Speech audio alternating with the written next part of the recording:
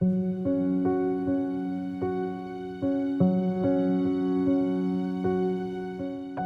हाथ जोड़ के विनती करते हैं सोनम वांगचुक सर से, ये वीडियो अगर पहुंच रहा है तो हम लोग से कृपया करके आप बात करिए।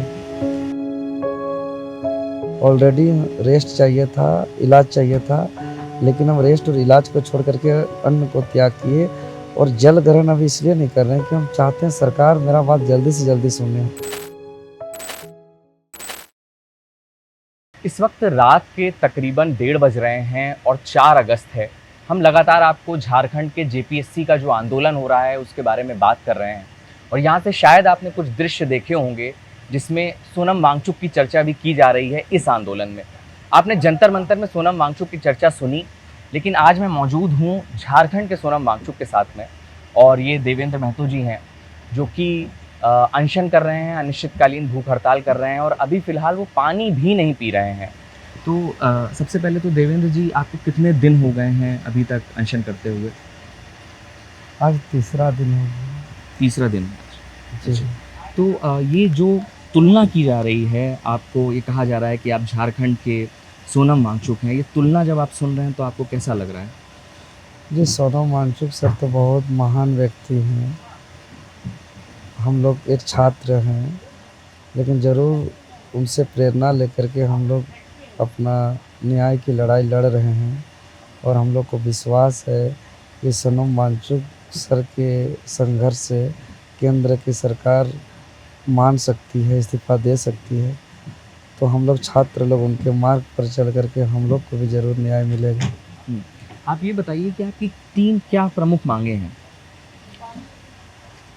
अभी जो 2 जुलाई को 14वीं जेपीएससी पीटी परीक्षा फल जारी हुआ, जो बहुत गड़बड़ी है, पहली बात उनको रद्द किया जाए जी। और उस जांच पे जो 2 मामला सामने आया है, एक TDPL agency, black listed agency और एक अभय तिवारी, ये दोनों से जुड़े हुए जितने भी परीक्षाएं आ रही हैं सबको रद्द किया जाए और ये सारे परीक्षाओं का सीबीआई से जांच कराया जाए और जिसका जिसका नाम आया उन लोग का ईडी से जांच कराया जाए और रिफॉर्म किया जाए। अभी तक आप भोजन नहीं ग्रहण कर रहे थे, लेकिन अभी हम सुन रहे हैं कि आप पानी भी नहीं पी रहे हैं। आपने ये फैसला क्यों किया? नहीं, हमारा फैसला, हम तो भूख हड़ताल का शर्त को पालन करने का फैसला लिया है, लेकिन इस लड़ाई को हम 5 जुलाई से लड़ रहे हैं। जी। इस आंदोलन का सूत्रधार हैं हम और 25 जुलाई से हम सत्याग्रह का शुरुआत किए थे और 10 दिन दिवारात्रि सत्याग्रह किए। 10 दिनों से हमको नींद भी नहीं हुई है और जब इस भूख हड़ताल का अन्न का त्याग किए उस वक्त मेरा बहुत थकान था शरीर में। ऑलरेडी रेस्ट चाहिए था, इलाज चाहिए था, लेकिन हम रेस्ट और इलाज को छोड़ करके अन्न को त्याग किए और जल ग्रहण अभी इसलिए नहीं कर रहे हैं कि हम चाहते हैं सरकार मेरा बात जल्दी से जल्दी सुने। अभी आज जो डॉक्टर आए थे उनका साफ कहना था कि आपका शुगर आपका 90 तक आ गया, 50 तक होगा तो आप बेहोश हो जाएंगे, बीपी भी लो हो रहा है, बदन पे दर्द भी है, आपको सलाइन फ्लूइड की आवश्यकता है। तो हमने मना कर दिया है। हम चाहते हैं कि आज 4 तारीख है, आज दिसुम गुरु शिबू सोरेन जी का पहला पुण्यतिथि है, जो माननीय मुख्यमंत्री जी के पिताजी हैं। और एक घटना हमको याद आता है, जब शिबू सोरेन जी का देहांत हुआ था तो 10वां से एक दिन पहले हम उनका घर गए थे 2 बजे के आसपास। तो प्रशासन का सारा प्रोटोकॉल बंद हो गया था।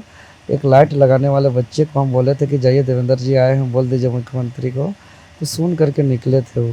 तो हम उस टाइम मुख्यमंत्री जी को बोले थे कि भैया हम तो सोचे भी नहीं थे मुलाकात होगी। तब हमको गले लगा के बोले थे कि देवेंद्र, तुमको हम नेता नहीं मानते हैं, तुमको हम पिता का स्वरूप मानते हैं, तुम एक आंदोलनकारी हो। और वो भावुक होके आंख में आंसू बहाए थे। तो आज उनका पिताजी का पुण्यतिथि है और उनके पिताजी एक आंदोलनकारी हैं और वो आज हमारे बीच सशरीर नहीं हैं। भगवान बिरसा मुंडा भी सशरीर नहीं हैं। तो आज हम लोग उसके रास्ते पे चल रहे हैं, उनके पिताजी के रास्ते चल रहे हैं। तो हम चाहते हैं जल को भी त्याग करके, फ़िलहाल कि हम जब तक मेरा आखिरी अवस्था नहीं आएगा हम जल भी नहीं लेंगे। तो जल्दी से जल्दी वो हमारी मांगों को माने, क्योंकि बहुत लंबा समय हो रहा है, 1 महीना का हो गया प्रोटेस्ट, ये 10 दिन तो आपका सत्याग्रह का हो गया। लेकिन अगर शुरुआत देखें तो ये 2 जुलाई से ही शुरुआत हो रही है। जी, जी। आप अपने जीवन को संकट में डाल रहे हैं, आपकी बात अभी तक सरकार सुन नहीं रही है, कोई नुमाइंदा नहीं आया है, आपको क्या लग रहा है? क्यों इतना नज़रअंदाज किया जा रहा है आपको? देखिए सत्ता तो थोड़ा ये अपने पिताजी के रास्ते नहीं चल रहे हैं मुख्यमंत्री जी, क्योंकि उनके पिताजी जो गुरुजी दिसुम गुरु शिबू सोरेन जी थे, वो लोगों के बीच जाते थे, बात करते थे, वो इस तरह का न्याय की लड़ाई लड़ते थे। वो खुद छात्र के अधिकार के लिए छात्र संगठन का भी स्थापना किए थे। लेकिन उनका बेटा होते हुए भी अपने पिताजी का बताए मार्ग पर भी नहीं चल रहे हैं, दुर्भाग्य है। पता नहीं सत्ता क्या यही होता है कि पिताजी का भी बताए मार्ग और विचार पर नहीं चलना चाहिए, ये बहुत बड़ा विडंबना है। हम आपको ज़्यादा परेशान नहीं करेंगे। आपको सोनम वांगचुक कहा जा रहा है झारखंड का, क्या आपकी इस बीच में सोनम वांगचुक जी से बात हो पाई? क्या आपकी कोई भी संपर्क हुआ उनसे?